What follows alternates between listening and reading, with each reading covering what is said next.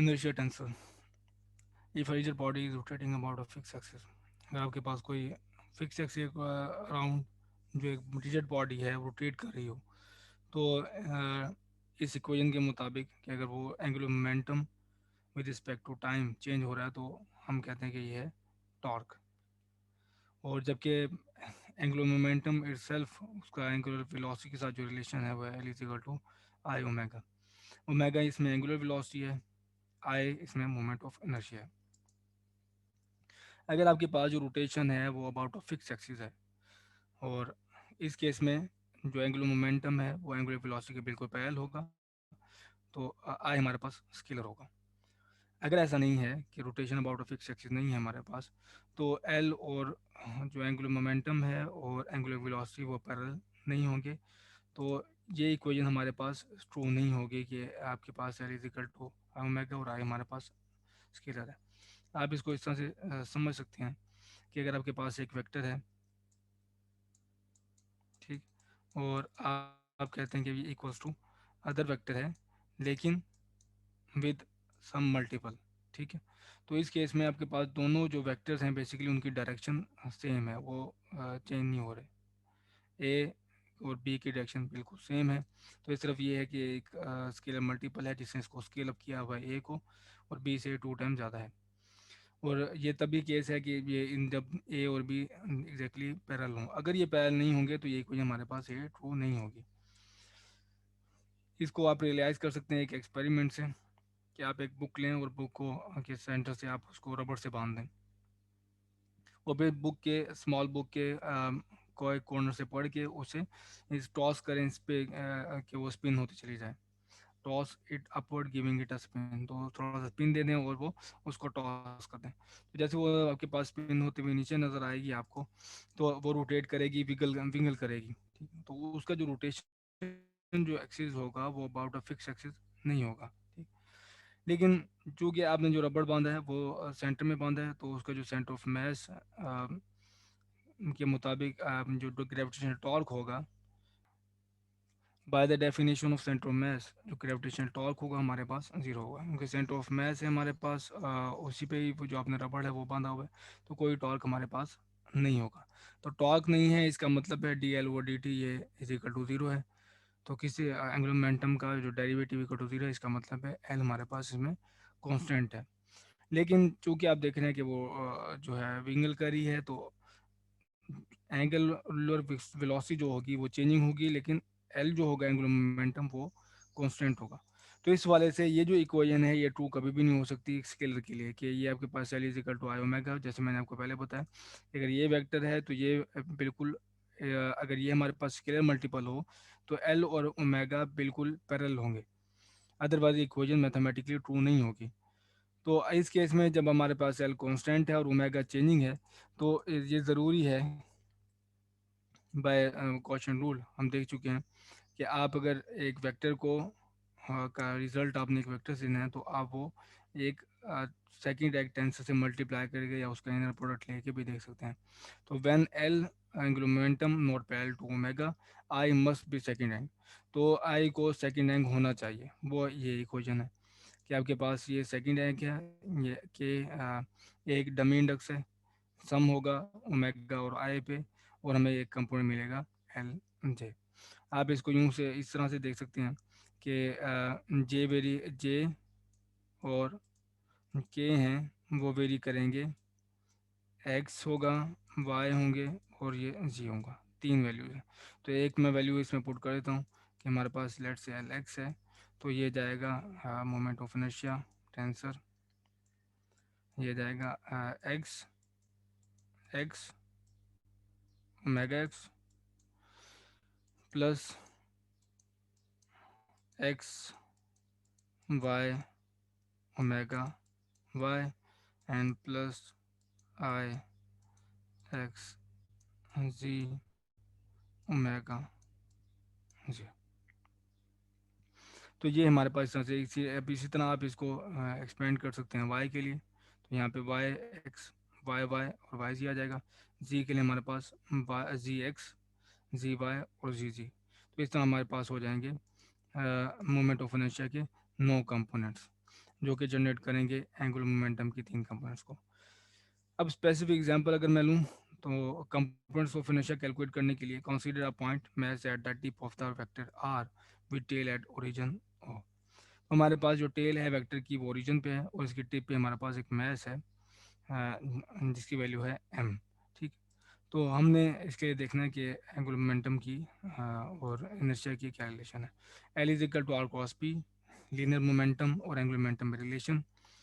Linear momentum की value मैंने put कर दी यहाँ पे आर कॉस एम वी, और वी आपको पता है एम हमारे पास स्केलर है, इसको बाहर लिया जा सकता है, फैक्टर वेक्टर इसके बाहर लिखा जा सकता है, जबकि वी हमारे पास स्केलर है, उसकी वैल्यू है omega cross R from elementary mechanics.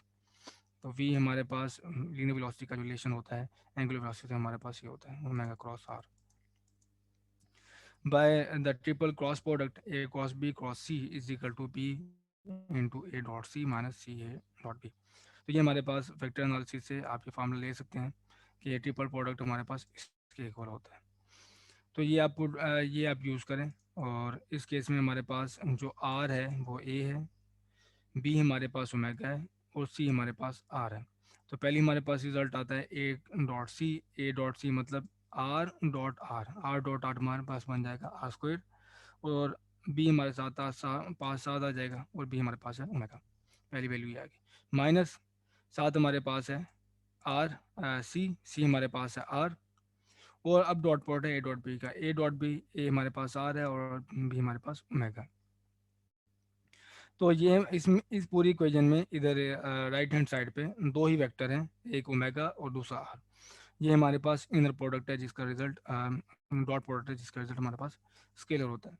तो आप ये लिख सकते हैं इसमें is equal to M into R square omega ये वेक्टर, माइनस ये dot product X omega X plus Y omega Y plus Z omega Z into R.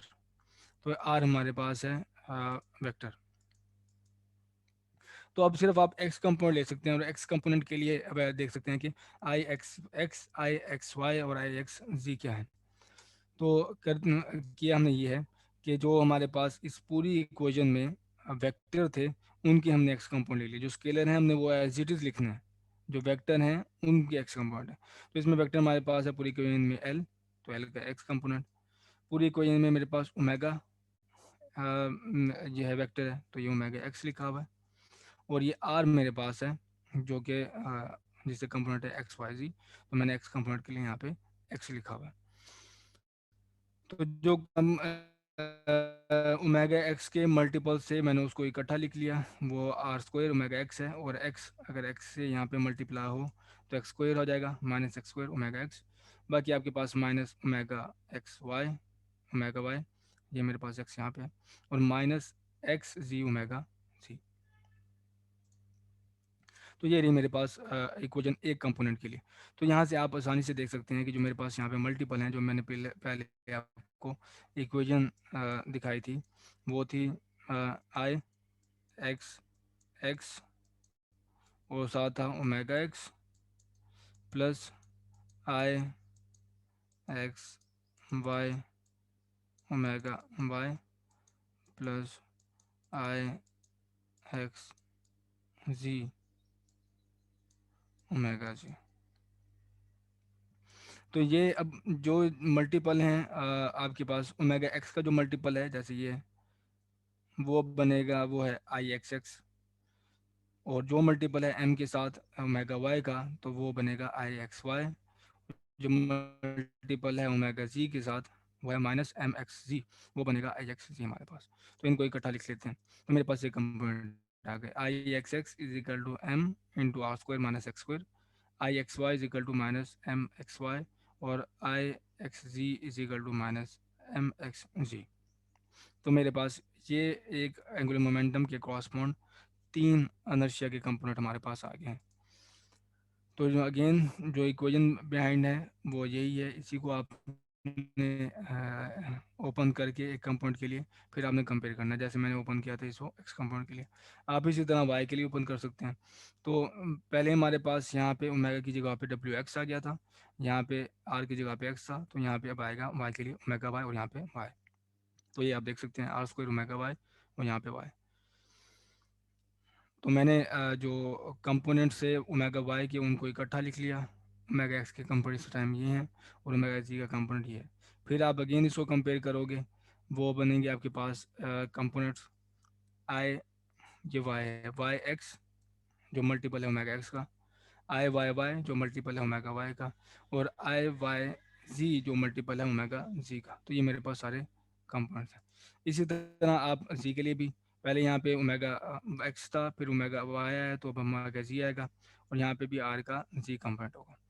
तो अब फिर आप इसको इकट्ठा कर लें, इकट्ठा करेंगे और उसके बाद आपके पास आ जाएंगे ये components, I Z X is equal to minus M X Z, I Z Y is equal to minus M Y Z, I Z Z is equal to M into R square minus C square. तो ये सारे coefficient M को मैंने common लेके एक matrix में लिख लिया, वो ये है।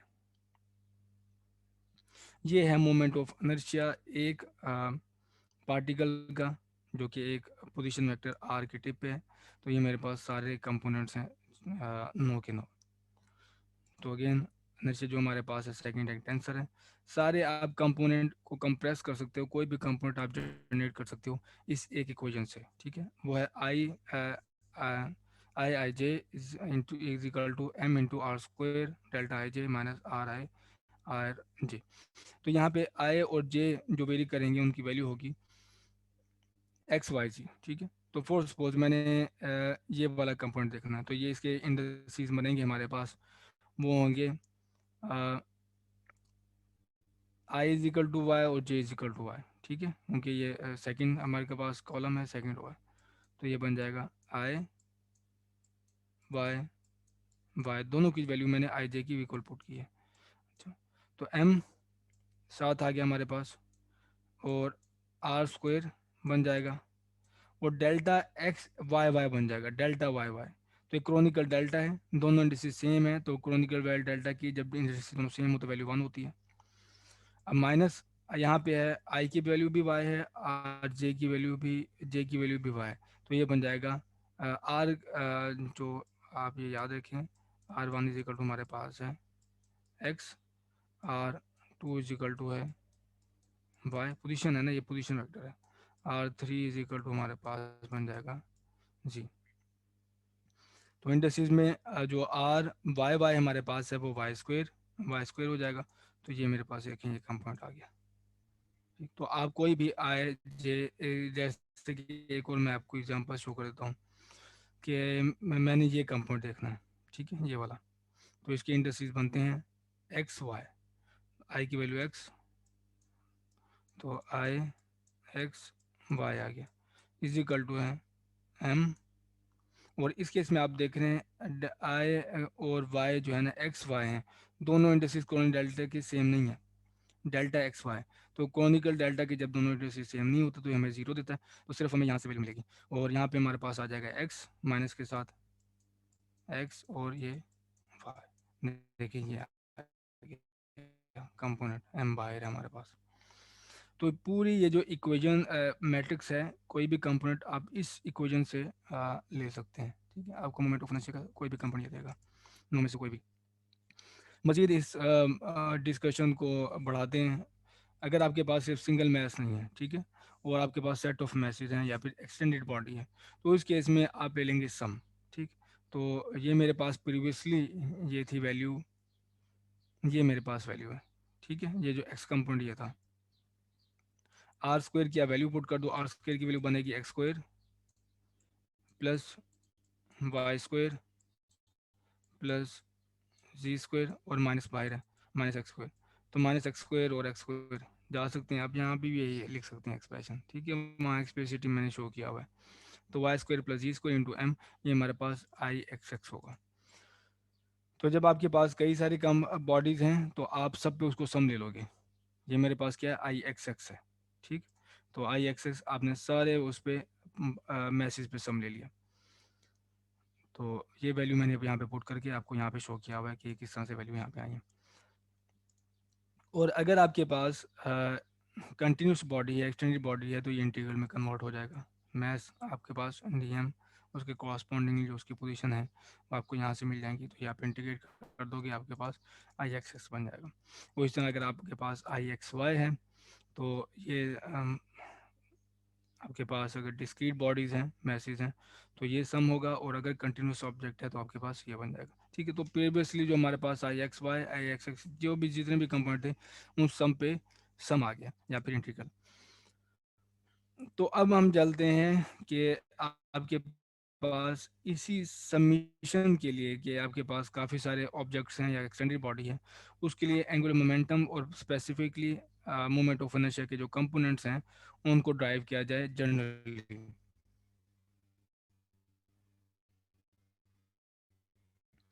तो ये काफ़ी रिग्रेस मेरे पास ये आ गया। एंगुलर मोमेंटम से मैंने प्रीवियसली स्टार्ट किया डेफिनेशन से। तो मेरे पास था मैं पहले इक्वेशन आपको शो कर दूँ। इक्वेशन है मेरे पास ये वाली जहाँ से मैंने स्टार्ट किया। यहाँ पे सम आ गया, काफ़ी सारी बॉडीज़ हैं, M R cross omega cross R. तो यहीं से मैं स्टार्ट लेता हूँ। तो अब काफ़ी सारे ऑब्जेक्ट हैं, उसके ऑब्जेक्ट की वजह से सम आ गया सारे बॉडीज़ पे। ये अगर के की वैल्यू 1 है या 2 है तो आपके पास कॉरस्पॉन्डिंगली मैच होकर उसके कॉरस्पॉन्डिंगली आपके पास पोजीशन वेक्टर आ जाएगा। और पूरे जो एंगुलर आपके पास वो है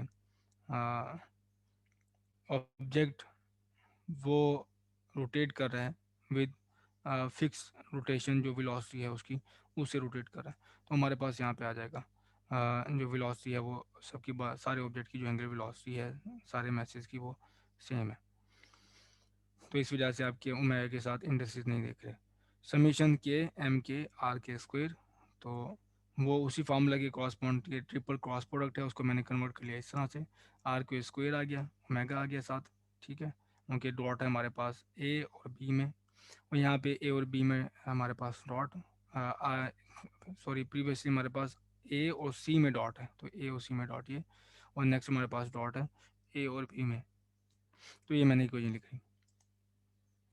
तो अगेन जैसे मैंने पहले आपको बताया था कि यहाँ पे आपके पास अ, ये यहाँ पे जे नहीं आएगा कि ये हमारे पास स्केलर ऑब्जेक्ट है, ये स्केलर है, तो यहाँ पे आपके पास जे नहीं आएगा, ये सिर्फ नंबर है। तो मैंने आपको बताया था कि जब आपने कंपोनेंट के लिए एक इक्वेशन लिखनी होगी तो आपने डिनोट करने हैं कि पूरी इक्वेशन में वेक्टर कौन से हैं। तो मैंने ith कंपोनेंट अगर लेना है तो पूरी इक्वेशन में जो वेक्टर है एक ये है, तो यहाँ पे आई आ जाएगा ith कंपोनेंट। एक वेक्टर ये है तो यहाँ पे ith इसके क्रॉसपोंड आ जाएगा, और एक वेक्टर आपके पास ही है तो इसके साथ इसका भी ith कंपोनेंट आ जाएगा। बाकी आपके पास ये भी स्केलर है, ये भी नंबर है, और ये भी आपके पास एक नंबर है, ये एज इट इज़ आते चले जाएंगे। तो आगे चलते हैं।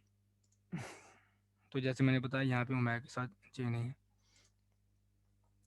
तो अब हमारे पास जे आएगा। तो मैंने इसमें क्या किया, इस डॉट प्रोडक्ट को एक्सप्लिसिटली लिखा है, जिस तरह से हमने समीशन कन्वेंशन से पता है कि एक ए और बी का अगर मैं डॉट प्रोडक्ट लूँ तो वो इक्वल्स टू होगा ए आई या साथ बी आई। ठीक है, डम इंडस्ट्री यानी कि सम होगा। तो हम इसे कहते क्या हैं कि ये ए एक्स बी एक्स है प्लस ए वाई बी वाई प्लस ए जी बी जी। ठीक, तो ये हमारे पास होता है डॉट प्रोडक्ट, तो जो कि कंपैक्ट फॉर्म में लिखा जाता है। यहाँ पे आई है तो आप यहाँ पे कोई और इंडस्ट्री ले सकते हैं, क्योंकि आई ऑलरेडी पहले कंजर्व वो स्पेसिफिक है किसी और पर्पज़ के लिए। तो यहाँ पे मैं डमी इंडस्ट्री ले लूँगा जो पहले यूज़ नहीं हो रहा, वो है जे। ठीक है, तो जे पे देखें आप सम है तो डॉट प्रोडक्ट ये याद रखें, ये जे नहीं है, यहाँ पे डॉट प्रोडक्ट जो आ गया वो ये है आर के जे ओमेगा जे। अब नेक्स्ट मुझे ये ना फैक्टर आउट करना था ओमेगा जे को, ठीक है, ताकि मैं मोमेंट ऑफ इनर्शिया के जो फैक्टर्स हैं उनको अलग से लिख सकूं। तो फैक्टर आउट करने के लिए मैंने ये किया है, इस एक्सप्रेशन को इस ऐसे लिखा है, क्योंकि ये ओमेगा आई इक्वल है ओमेगा जे के, अगर आप इसके साथ क्रॉनिकल डेल्टा मल्टीप्लाई कर दें ओमेगा जे। तो आपको पता है कि क्रॉनिकल डेल्टा की वैल्यू 1 तभी होती है जब दोनों इंडस्ट्रीज सेम होंगे। जब जे और आई की वैल्यू सेम होगी तो आपके पास इंडस्ट्रीज सेम होंगे, तो आपके पास डेल्टा की वैल्यू 1 होगी, तो इक्वल टू 1 आपके पास आ जाएगा ओमेगा है। अदरवाइज सबके लिए 0। तो आप इस तरह से लिख सकते हैं, कॉनिकल डेल्टा की प्रॉपर्टी है कि इंडस्ट्री सेम होंगे तभी 1 होगा, इंडस्ट्री सेम होंगे तो इसका मतलब है हमारे पास ओमेगा आई के लिए के लिए ये एक्सप्रेशन ओमेगा वाई के इक्वल है, तो इक्वलिटी होल्ड करती है। तो इसकी वजह से मैंने यहाँ पे ये लिख दिया। अब इसका फ़ायदा ये होगा कि ओमेगा जे यहाँ पे भी ओमेगा जे है, यहाँ पर भी ओमेगा जे है, मैं इसको फैक्टर आउट कर लूँगा, कॉमन ले लूँगा। तो मैंने ओमेगा जे को बाहर लिख लिया, तो मेरे पास बाकी एक्सप्रेशन ये बच गया। तो ये मेरे पास मल्टीपल है, आपको याद होगा एल की वैल्यू होती है angular momentum, L is equal to I omega, तो ओमेगा ये साइड पे आ गया, तो बाकी ये सारा का सारा मेरे पास आ गया है कि ये इक्वल है आई के। ठीक, ये मेरे पास इंडेक्स है आई, तो ये इंडेक्स यहाँ पे आई आएगा, और ये जो एंगुलर मोमेंटम का इंडेक्स है जे, तो मेरे पास ये जे है। ये एक तरीका है देखने का, और दूसरा तरीका ये है कि आपने वो इंडेक्सेस लेने हैं जो कि फ्री इंडेक्सेस हैं, ना कि डम इंडेक्सेस एक टर्म में। ठीक है, तो आपके पास ये टर्म है, इसको इसके साथ शामिल नहीं करना। इस टर्म में के डम इंडेक्स है, जबकि जे और आई जो है वो है आपके पास फ्री इंडेक्स। इस टर्म में हमारे पास आई जे और के आपके पास वो है डम इंडेक्स, लेकिन आप इसको साथ मल्टीप्लाई करेंगे तो आपको नजर आ जाएगा कि के डम इंडेक्स है, लेकिन आई जे डम इंडेक्स नहीं है, इधर भी आई जे डम इंडेक्स नहीं है, बल्कि फ्री इंडेक्स है। तो आई कंपोनेंट, आई जे कंपोनेंट आपको इस तरह से मिल जाएगा मोमेंट ऑफ अनर्शिया के लिए। तो ये मैंने जनरल एक कई सारी बॉडीज, सम ऑफ बॉडीज के लिए मोमेंट ऑफ अनर्शिया ड्राइव कर लिया रिग्रेसली। और अगर आपके पास जो बॉडी है वो कंटिन्यूस है, तो आपके पास ये जो सम है वो कन्वर्ट हो जाएगा इंटीग्रल में। तो ये यूज़फुल होता है कि आप जो है ना मोमेंट ऑफ इनर्शिया को एक मैट्रिक्स इक्वेशन में, मैट्रिक्स में लिखें। और मोमेंट ऑफ इनर्शिया का जो मैट्रिक्स है इस केस में सिमेट्रिक है, वो मैं आपको शो कर दूँ। सिमेट्रिक किस तरह से है, ये आप देख लें कि डायगोनल के क्रॉस पॉइंट, ये देखें ये आपके पास एलिमेंट्स बिल्कुल सेम है, माइनस एक्स वाई, ये देखें ये एलिमेंट सेम है और ये एलिमेंट भी सेम है। तो ये मोमेंट ऑफ इनर्शिया का जो मैट्रिक्स है वो सिमेट्रिक है। अब आपको अगर ये एक्सप्लिसिट इसका फाइंड करना पड़े मोमेंट ऑफ इनर्शिया का मैट्रिक्स, तो आपको सिर्फ 6 कंपोनेंट फाइंड करने पड़ेंगे, बाकी आप खुद ही बाय सिमेट्री वो बता सकते हो। तो इसको आप डायगोनलाइज कर सकते हैं। डायगोनलाइज कैसे कर सकते हैं आप, ऑर्थोगोनैलिटी, सिमिलरिटी, ट्रांसफॉर्मेशन, आपने लीनियर अलजेब्रा कोर्स में इसको देखा होगा। तो आपके पास इस केस में जो एंगुलर जो आइगन वेक्टर्स आते हैं वो आपके पास प्रिंसिपल एक्सिस होते हैं मोमेंट ऑफ इनर्शिया के, और 3 इसके कॉरस्पॉन्डिंगली आपके पास आइगन वैल्यू आते हैं जो प्रिंसिपल मोमेंट ऑफ इनर्शिया। अगर आप इन बेसिस में मेजरमेंट करें जो कि प्रिंसिपल एक्सिस की है, तो आपको मोमेंट ऑफ इनर्शिया की सिर्फ 3 वैल्यू डील करनी पड़ेंगी, बजाय के 9। एक और एक्सप्रेसिव एग्जांपल ले लेते हैं जिसमें ये मोमेंट ऑफ का एक से ज़्यादा ऑब्जेक्ट्स हैं। तो दो मेरे पास ऑब्जेक्ट हैं, एक M1 है वो इजिकल टू 1 है, जो कि है एट 0 1 1, और M2 ऑब्जेक्ट है उसकी वैल्यू 2 है और उसकी पोजीशन है 1 -1 0।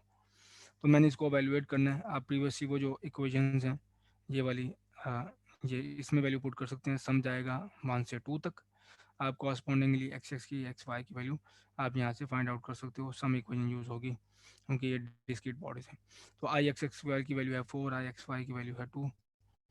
उससे आप फाइंड आउट करते करते ये वैल्यू पुट करते हुए आप ये वैल्यू फाइंड आउट कर सकते हैं। अब जैसे मैंने बताया था कि आपको सिर्फ 6 कंपोनेंट फाइंड करने पड़ेंगे, डायगोनल एलिमेंट्स और एक साइड के ऑफ डायगोनल एलिमेंट्स। बाकी देखें ये सेम है, 2 सेम है, 0 सेम है, -1 1 सेम है। मोमेंट ऑफ इनर्शिया जो मैट्रिक्स है हमारे पास वो सिमेट्रिक होता है। और अगर आप इसकी आइगन वैल्यू और आइगन वेक्टर फाइंड करें बाय लीनियर अलजेब्रा, अगर आपको ये आता है तो आप बेशक इसके लिए कंप्यूटर यूज़ कर सकते हैं, मैथमेटिकल यूज़ कर सकते हैं। उसमें आइगन वैल्यू हमारे पास आएंगे 6, 3 प्लस माइनस √3, और कॉरस्पॉन्डिंग जो आइगन वेक्टर्स हैं वो मेरे पास ये हैं। अगेन अगर आप इन बेसिस में मेजरमेंट्स करें तो आपको सिर्फ 3 मोमेंट ऑफ इनर्शिया की वैल्यू डील करनी पड़ेंगी। अदरवाइज अगर एक्स वाई बेसिस में है तो आपको ये 3 cos 3 मैट्रिक्स के सारे एलिमेंट्स के साथ वास्ता होगा।